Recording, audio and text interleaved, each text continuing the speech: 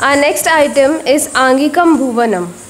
Through this shloka, the existence of Lord Shiva is immortalized by his being, transcending space and time. It is in the Sanskrit verse from the devotional poem Madhurashtakam, written by 16th century by saint poet Vallabhacharya. The prayer means whose bodily movement is the entire universe, whose speech is the language of the universe, and whose ornaments are the moons and the stars. So let's welcome our little dancers of Nritya Niketan, Shaurya, Mehin, Rajna, Manjula, Advika, Vani, Ira Shedbare, Ira Shinde, Ira Patil, Surabhi, Rutika, Shubhda and Trisha.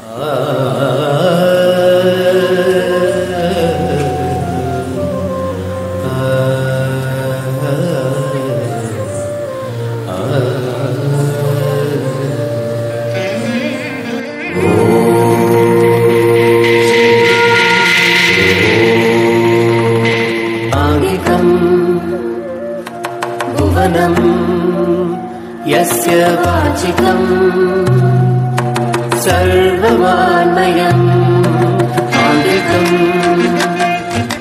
भुवनम् यस्य वाचिकम् सर्वमानयम् आहार्यम् चन्द्रतारादि तं वन्दे सात्विकं शिवम् आहार्यम् चन्द्रतारादीतं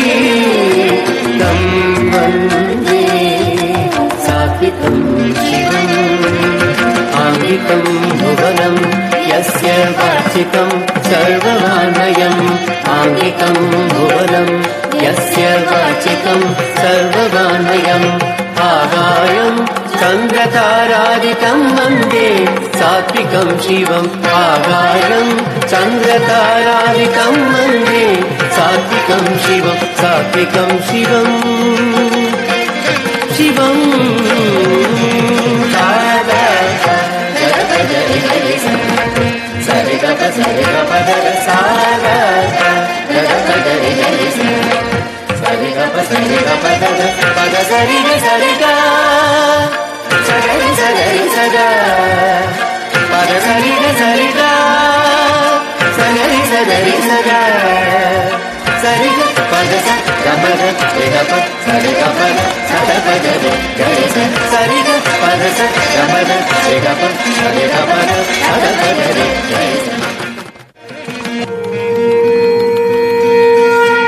Guru Brahma, Guru Vishnu, Guru Devo Maheshwara, Guru Sakshat Parabrahma, Tasmai Shri Gurave Namah.